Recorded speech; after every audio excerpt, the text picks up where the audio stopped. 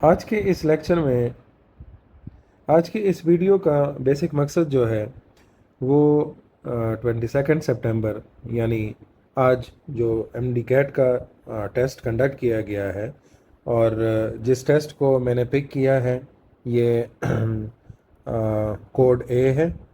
ठीक है। और ये के एम यू का टेस्ट मैंने पिक किया है इनिशली। बाद में जितने भी टेस्ट होंगे उनकी मैं बारी बारी एनालिसिस भी करूँगा, डिस्कशन भी करेंगे इस पर, और साथ में इसके सोल्यूशन स्टेप्स की तरफ भी हम जाएंगे। बिकॉज जो इस साल टेस्ट में अपीयर हुए हैं उनको भी अपनी गलतियों का यहाँ पर पता चले, और फ्यूचर के लिए भी जो स्टूडेंट्स ने अपीयर होना है उनके लिए भी एक रास्ता प्रोवाइड हो जाए। Excuse me. सो इसमें हमारे पास जो फर्स्ट क्वेश्चन है, that is a car is moving in a circular path at a constant speed. What provides the necessary centripetal force to keep the car moving in this path? So इसमें आप देखें, पहले तो आपको ये पता होना चाहिए है कि ये टेक्स्ट बुक की चैप्टर नंबर 5 सर्कुलर मोशन और रोटेशनल मोशन के चैप्टर से पिक किया गया है। क्वेश्चन है सेंट्रिपेटल फोर्स के बारे में, सिंपल रिकॉल टाइप क्वेश्चन है। ठीक है। और इसमें चूंकि हमें पता होता है कि सेंट्रिपेटल फोर्स की जो वैल्यू है या उसका जो मैग्नीट्यूड है, वो उसका प्रोवाइड करने वाला जो एजेंट है वो क्या है, the friction between the tyres and the road. ठीक है। बाकी ऑप्शंस यहाँ पर दिए हुए हैं, the car's inertia, the car's mass pulling it towards, तो ये इनर्शिया और मैस एक ही तरह की बात है, और the car the engines power. ठीक है। सो इसमें जो आपके पास करेक्ट ऑप्शन है that is option number D. ठीक है। दूसरा क्वेश्चन हमारे पास है, विच of the following pairs correctly matches a physical quantity with its SI unit. अब ज़ाहिर है ये तो वैसे जनरली यूनिट्स के बारे में है, लेकिन अगर यहाँ पर देखा जाए जो फर्स्ट ऑप्शन है वो एनर्जी न्यूटन का है, फोर्स और जूल का है, पावर का वॉट के साथ है, वेलोसिटी का मीटर पर सेकंड स्क्वायर के साथ है। तो ज़ाहिर है इन चारों ऑप्शंस में उन्होंने ये पूछा है कि कौन सी फिज़िकल क्वांटिटी के साथ उसका करेक्ट यूनिट मेंशन किया गया है। ठीक है।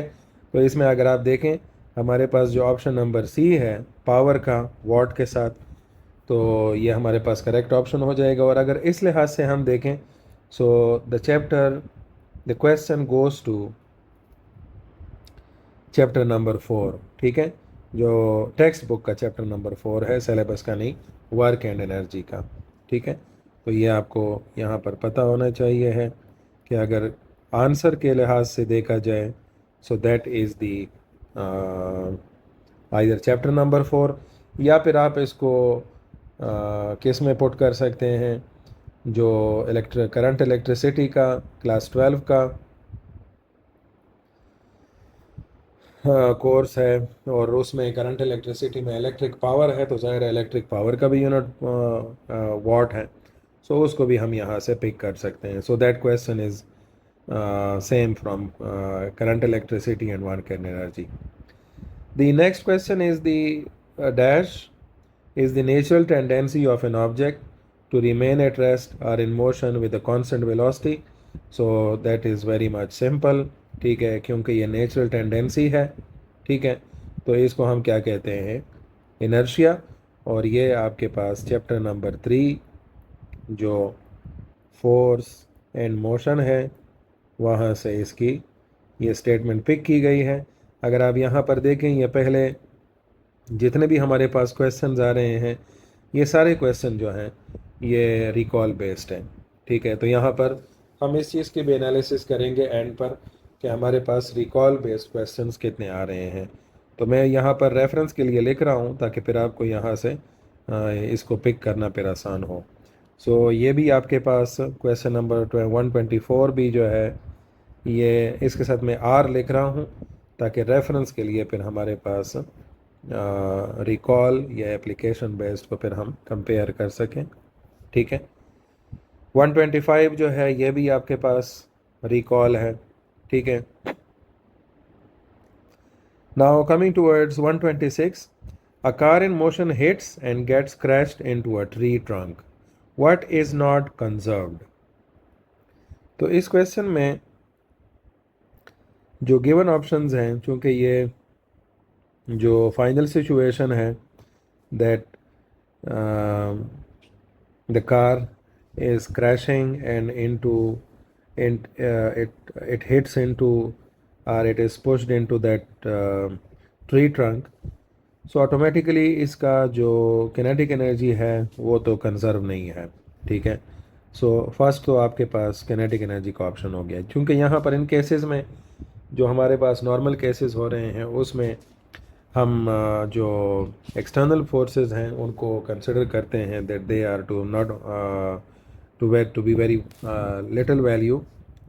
सो उसकी वजह से अगर हम इसको एक नॉर्मल इन इलास्टिक कोलिजन की कंडीशन पे पुट करते हैं, सो किनेटिक एनर्जी आपके पास कंजर्व नहीं है, ठीक है, और मोमेंटम जो है वो कंजर्व होगा, ठीक है। सो इस वजह से किनेटिक एनर्जी अलोन आपके पास ऑप्शन नंबर ए जो है that will be the correct option.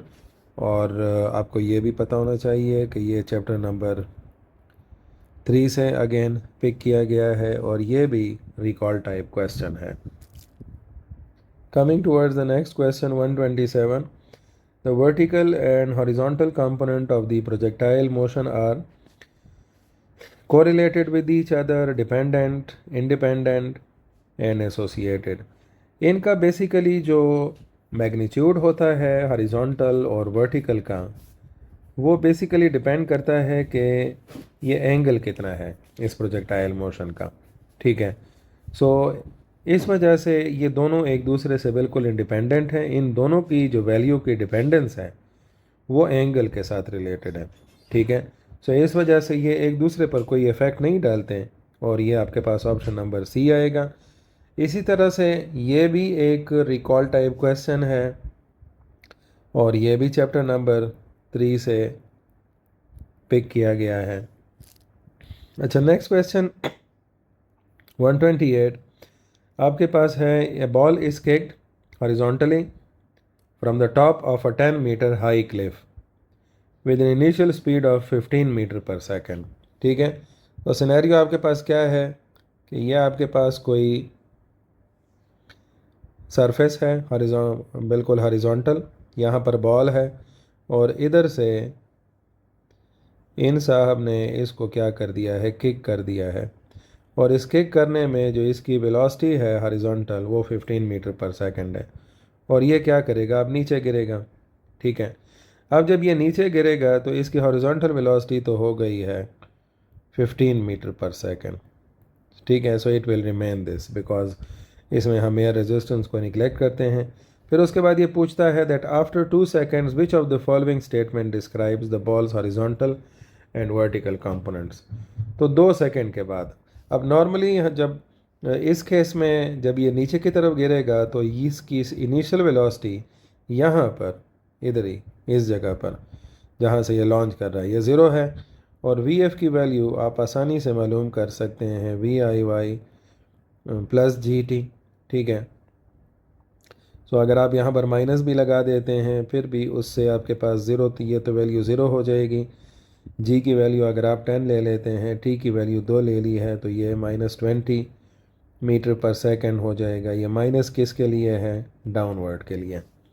तो अब आप करेक्ट ऑप्शन पे आते हैं, horizontal velocity 15 metre per second, vertical velocity is 20 metre per second downward. ये ऑप्शन नंबर ए जो है ये आपके पास करेक्ट होगा। बाकी भी देख लेते हैं, ये भी गलत होगा बी इसमें इसकी वैल्यू गलत लिखी गई है हॉरिजॉन्टल की और इसमें वर्टिकल की वैल्यू गलत लिखी गई है। सो ये भी आपके पास चैप्टर नंबर 3 से लिया गया है, ठीक है, मोशन एंड फोर्स। और साथ में दूसरी चीज़, ये जो क्वेश्चन आपने यहाँ पर सॉल्व किया है दैट इज़ एप्लीकेशन बेस्ड, ठीक है, क्योंकि यहाँ पर हमने इक्वेशन यूज़ की हुई है तब जाकर हमने ये रिज़ल्ट निकाला। अगला question How does an angle between the force applied and the direction of motion influence the work done on an object? So अब इसमें देखें क्या पूछ रहे हैं कि एंगल जो है फोर्स और डिस्प्लेसमेंट के दरमियान, मतलब ज़ाहिर डायरेक्शन ऑफ मोशन क्या है, बेसिकली डिस्प्लेसमेंट, तो वो किस तरह से इन्फ्लुएंस करती है वर्क के मैग्नीट्यूड को। ठीक है, तो इसमें आप देखें कि work is constant regardless of the angle, ये तो गलत है बिल्कुल, क्योंकि ज़ाहिर एंगल पे डिपेंड करता है। और वो क्यों? क्योंकि वर्क की value F D cos theta है। Work is maximum when the angle is maximum as a 0 degree, ये ठीक है। सारे ऑप्शंस को देखा करें, कोई भी ऑप्शन मिस मत किया करें। Work is negative when the angle is 90, ये गलत है।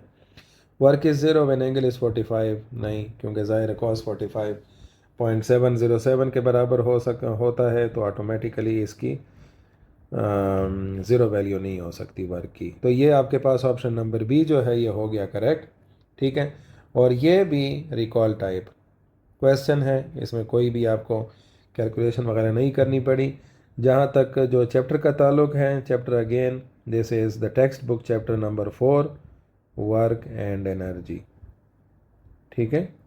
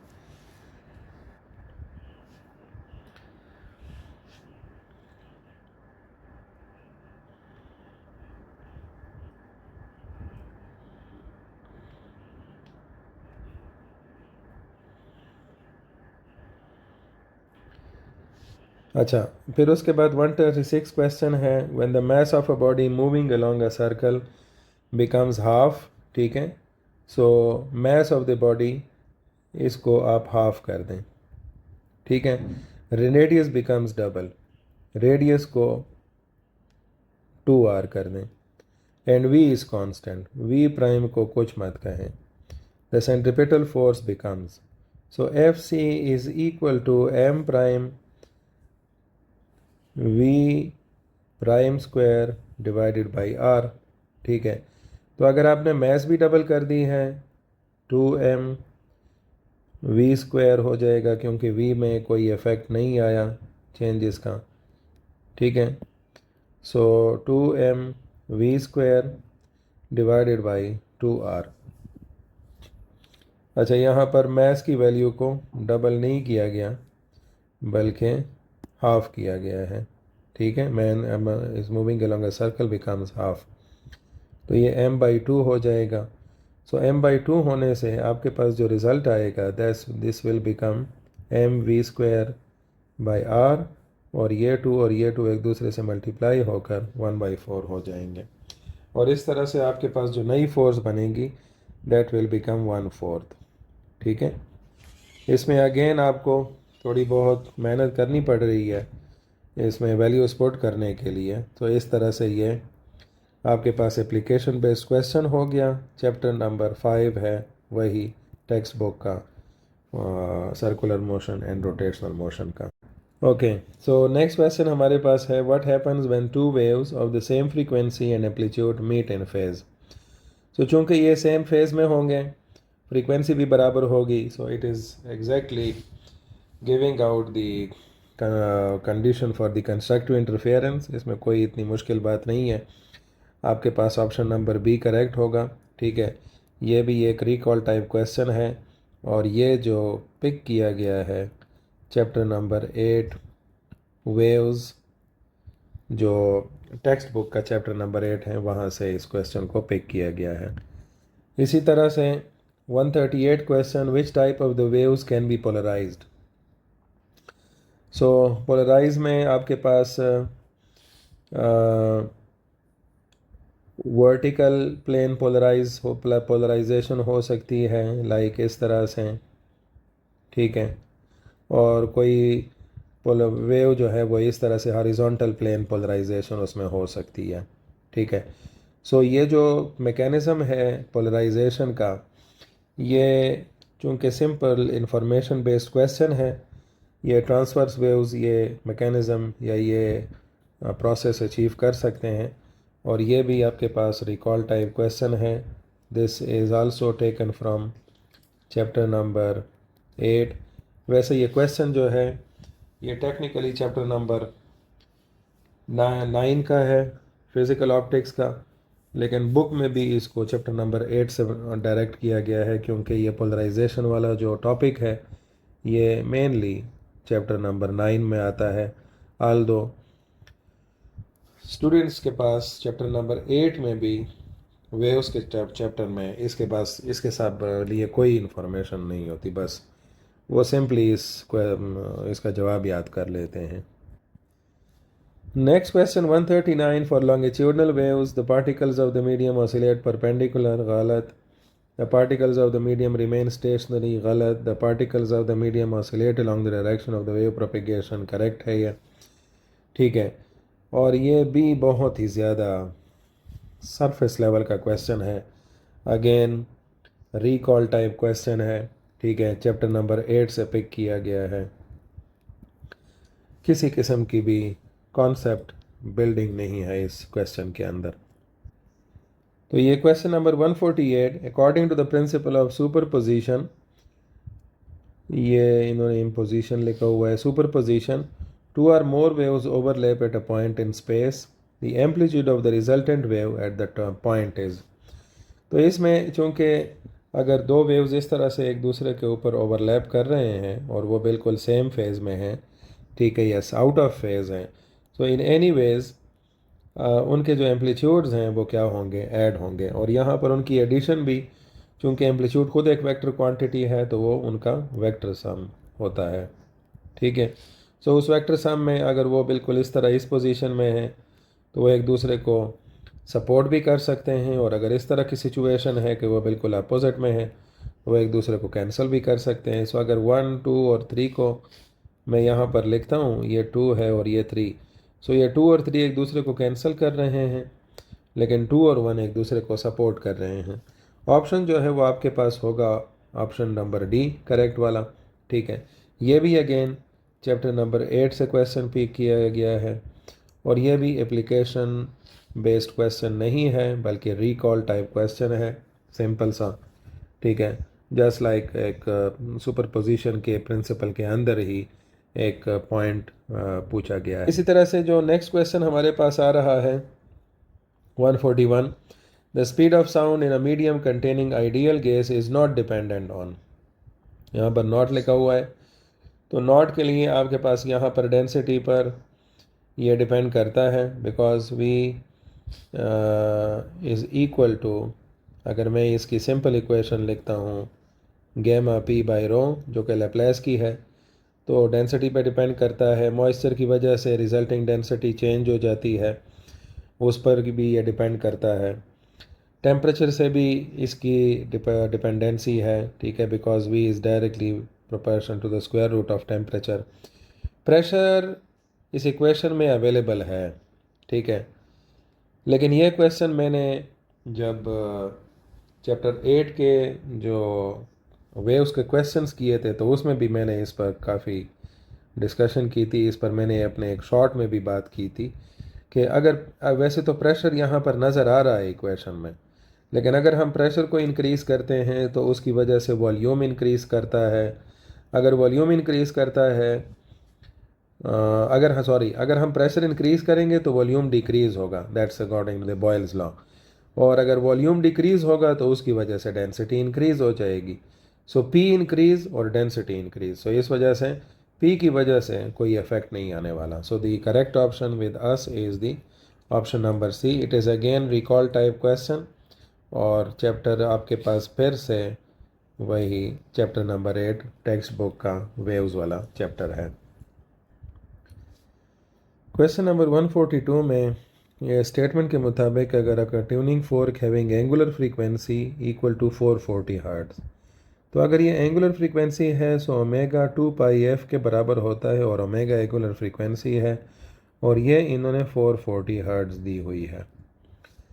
Sound waves with the speed of 340 metre per second, separation between compression and the adjacent rarefaction. तो ये जो चीज़ इन्होंने यहाँ पर डिमांड की है ना, ये लैम्डा नहीं है बल्कि लैम्डा बाई 2 है। अब इसके लिए पहले तो फ्रीक्वेंसी की वैल्यू मालूम करनी पड़ेगी। 440 हर्ट्ज़ को हमें क्या करना पड़ेगा, 2 पाई पे डिवाइड करना पड़ेगा, ठीक है, और फिर लैम्डा की इक्वेशन आपके पास बनेगी v बाई एफ, और फिर जो ये वैल्यू आपके पास आएगी तो इसको फर्दर आप क्या कर लेंगे, चलें जी 2 पे हमने डिवाइड भी कर लिया, ठीक है, लेकिन आपके पास यहाँ पर जो करेक्ट ऑप्शंस हैं उनमें से एक भी नहीं है, ठीक है, क्योंकि इन्होंने ये जो क्वेश्चन यहाँ पर पिक किया है उसके मुताबिक जो डाटा इन्होंने यूज़ किया है की में भी इन्होंने ऑप्शन इस तरह से दिया हुआ है कि वो स्टार वहाँ पर लगाया हुआ है, और ज़ाहिर है उसकी बेसिक वजह यह है कि जो क्वेश्चन का जवाब यहाँ पर होना चाहिए है वो यहाँ पर उनके पास नहीं आया ऑप्शंस में। So obviously they will give the correct one, मतलब 1 स्कोर देंगे, जो चाहे किसी ने ए पुश पिक किया हो, बी, सी या डी, बिकॉज स्टूडेंट्स के पास कोई भी ऑप्शन नहीं था ऐसा जो उनके पास आया होगा। और इसमें आप देखें अगर मैं यहाँ पर इसको सॉल्व भी करता हूँ तो वी की वैल्यू मैं लगा दूँगा 340, ठीक है, 2 में अलहदा से ये वाला पुट कर दूँगा, और फिर उसके बाद फ्रीक्वेंसी की वैल्यू कितनी है, ये 220 हो जाएगी, ठीक है, सो 220 बाई पाई, सो मैं 220 फिर इधर लगाऊंगा और पाई इधर शिफ्ट हो जाएगा, सो फिर इसमें ये वैल्यू शिफ्ट हो जाएगी, और इधर से जो आपको रिज़ल्ट मिलेगा इससे आपको 2.42 यहाँ पर जवाब मिलता है, ठीक है, एग्जैक्टली। और ये इधर इनके ऑप्शंस में कोई भी ऐसा ऑप्शन नहीं है, और ज़ाहिर है इसके लिए वैसे भी कैलकुलेटर की ज़रूरत पड़ती है। सो ये इन्होंने जो क्वेश्चन पिक किया है that is not according to the standards of the quest the M D CAT जो कि वो पिक करते हैं। Although it is application based question, technical था, ठीक है, आसानी हो सकती थी, लेकिन वो उन्होंने उसमें अपनी गलत स्टेटमेंट की वजह से वो स्टूडेंट्स को उसमें बेनिफिट मिल गया है। Again it is from chapter number 8, waves वाला जो चैप्टर है हमारे पास। इसी तरह से question number 143, a police car hits it siren, आवाज़ निकाल रही है जब वो मूव कर रही है towards the stationary listener. How does the stationary listener receive the frequency? तो सिंपल ये क्वेश्चन आपके पास डॉपलर्स इफेक्ट से पिक किया गया है, अगेन चैप्टर नंबर 8, ठीक है।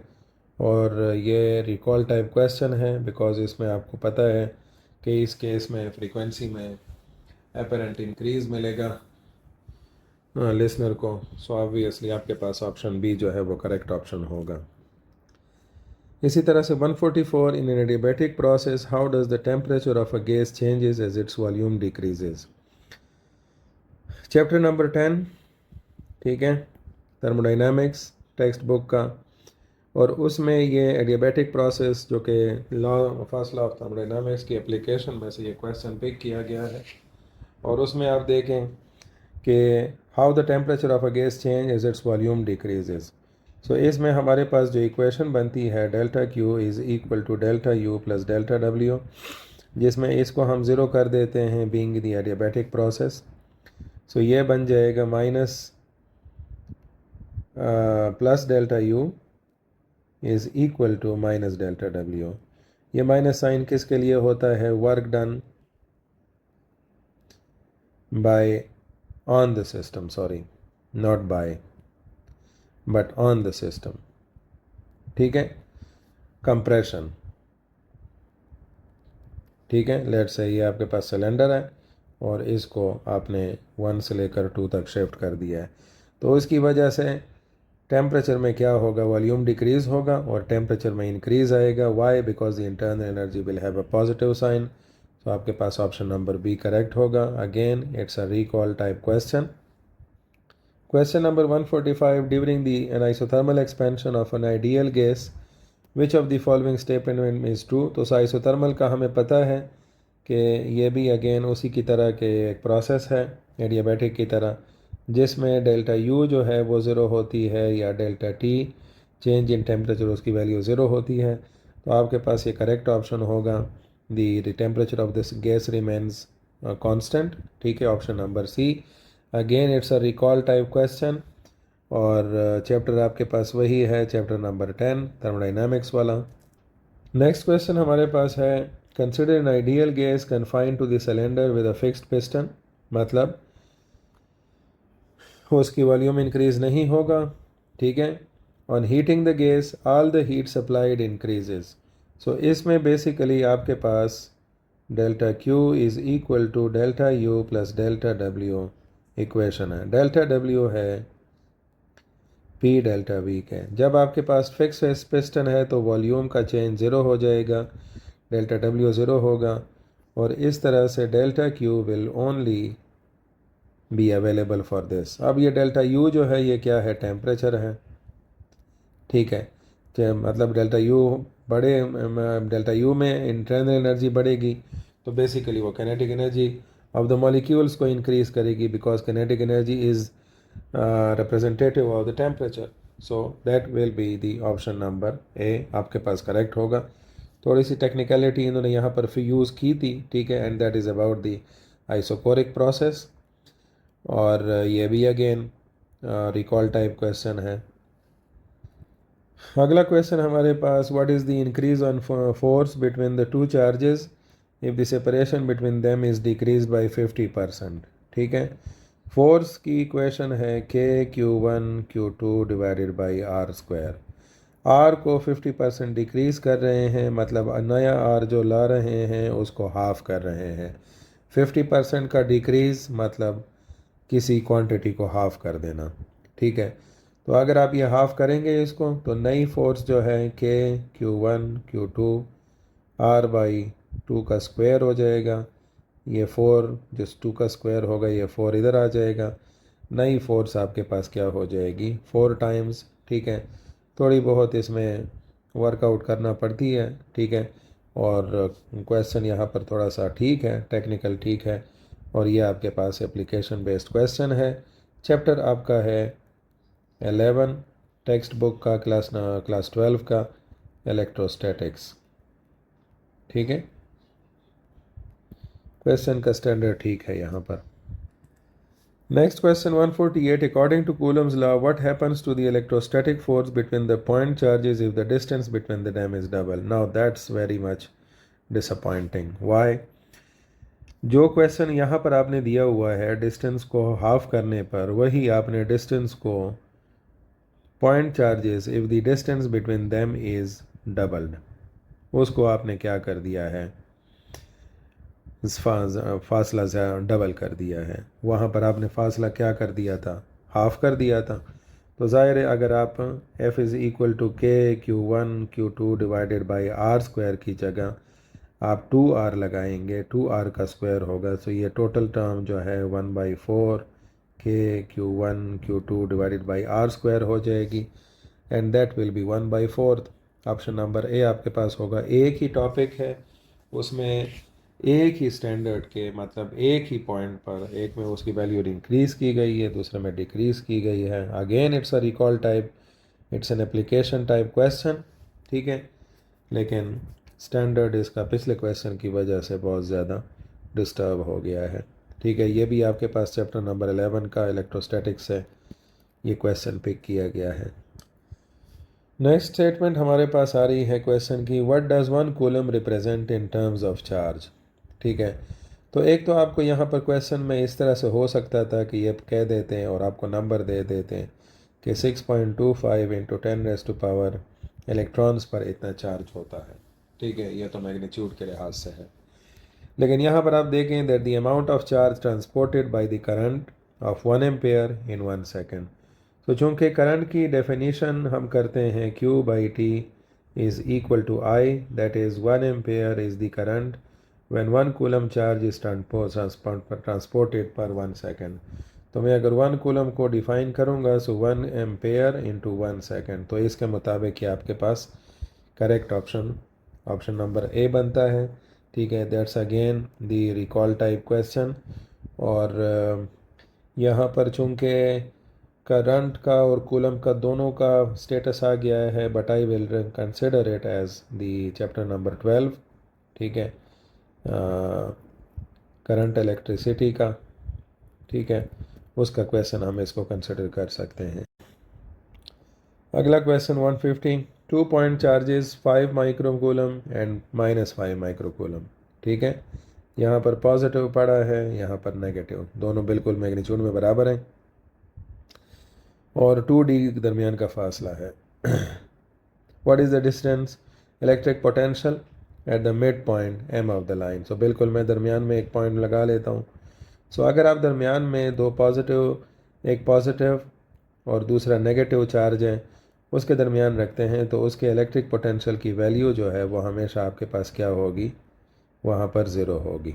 ठीक है, और उसकी वजह क्या है, क्योंकि अगर इस पॉइंट लेट से m पर मैं इसकी पोटेंशियल की वैल्यू चेक करता हूँ with respect to this charge, तो ये हो जाएगी KQ/R, और ये हो नेगेटिव वाले के लिए हो जाएगी -KQ/R, चूँकि ये दोनों स्केलर क्वांटिटीज़ हैं।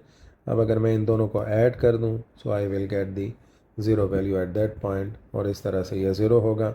और इलेक्ट्रिक पोटेंशियल वैसे भी यहाँ पर आपके पास इन दोनों चार्जेस के दरमियान की वैल्यू जो है, चूँकि ये जो मिड पॉइंट है जहाँ पर मैं टेस्ट करूँगा, सो ऑब्वियसली मैं यहाँ पर इसकी प्लस चार्ज को कंसिडर करूँगा, सो ये ज़ीरो हो जाएगा।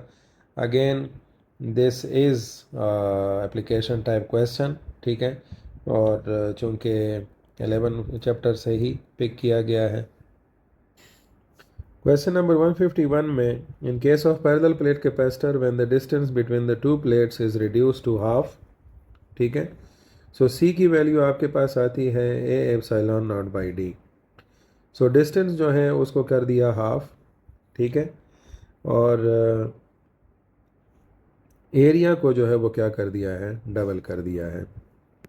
द कैपेसिटेंस विल बी, तो नई जो कैपेसिटेंस आपके पास बनेगी ये 2 ऊपर चला जाएगा, ये वाला, ये हो जाएगी 4 A epsilon not by D, ठीक है। तो 4 टाइम्स हो जाएगी, मतलब ये न्यू एक जो कैपेसिटेंस है ये पुरानी कैपेसिटेंस के 4 टाइम्स हो जाएगी। सो इंक्रीज इज 4 टाइम्स, ये आपके पास करेक्ट ऑप्शन होगा 151 का, ठीक है। And that is again an application type question, और ये भी आपके पास चैप्टर नंबर 11 से पिक किया गया है। नेक्स्ट क्वेश्चन आपके पास है, if the dielectric material between the plates of the capacitor is removed, what happens to the electric field between the plates. तो हम जब भी दो प्लेट्स के दरमियान डाइलेक्ट्रिक मीडियम इंट्रोड्यूस करते हैं तो वो उनसे पहले बने हुए इलेक्ट्रिक फील्ड को वीक करता है। अब अगर हम इसको क्या कर देंगे, रिमूव कर देंगे, तो उसको दोबारा अपने मैक्सिमम या इंक्रीज लेवल पर ले आएगा। तो ये आपके पास ऑप्शन सी जो है ये करेक्ट ऑप्शन होगा, ठीक है। That is kind of application based question, ठीक है। और ये भी चूँकि कैपेसिटर से रिलेटेड है, तो ये भी आपका 11 चैप्टर से ही क्वेश्चन पिक किया गया है। इसी तरह से क्वेश्चन नंबर 153 में अगर आप देखें, capacitance of a capacitor increases with a decrease in, तो इसमें अगर ये कैपेसिटेंस की इक्वेशन को देखें कि सी जो है वो एरिया पर डायरेक्टली, मीडियम पर भी डायरेक्टली डिपेंड करता है और डी पर इन्वर्सली करता है। तो अगर हम डी को क्या कर देंगे, इंक्रीज़ कर देंगे, तो कैपेसिटर की वैल्यू जो है वो इंक्रीज़ हो जाएगी, ठीक है, because they are inversely proportional. तो आपके पास जो करेक्ट ऑप्शन होगा that will be the option number D, that's again the recall type question, ठीक है। और अगेन ये क्वेश्चन चैप्टर नंबर 11 से पिक किया गया है। फिर उसके बाद 154, the I V graph for a non ohmic material is always. तो हमें आई वी ग्राफ का यहाँ पर पता होना चाहिए है कि ये जो है ये एक परफेक्ट ओहमिक बिहेवियर है, ठीक है, आई वी का। लेकिन अगर हम ये आई वी इस तरह प्लॉट करते हैं या इस तरह प्लॉट करते हैं, ठीक है, तो वह हमारे पास क्या होता है, नॉन ओहमिक। तो नॉन ओहमिक का हमारे पास हमेशा कर्व्ड फॉर्म में होगा, ठीक है। This is again the recall type question, और ये आपके पास चैप्टर नंबर 2 करंट इलेक्ट्रिसिटी से पिक किया गया है, सिंपल सा question. Next question again 155, the temperature coefficient of resistance alpha, ठीक है, is delta R by R naught delta T.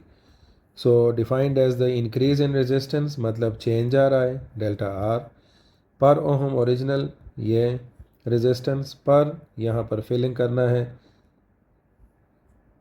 Per unit पर डिग्री राइज इन टेम्परेचर, ठीक है, क्योंकि अगर हम इंक्रीज़ की बात कर रहे हैं तो हम ये राइज करेंगे, और ज़ाहिर है यहाँ पर इंक्रीज़ और डिक्रीज़ दोनों पॉसिबल हैं, लेकिन इस गिवन स्टेटमेंट के मुताबिक आपके पास ऑप्शन नंबर ए जो है ये करेक्ट होगा। This is again a recall type question, और ये चैप्टर नंबर 12 से ही पिक किया गया है।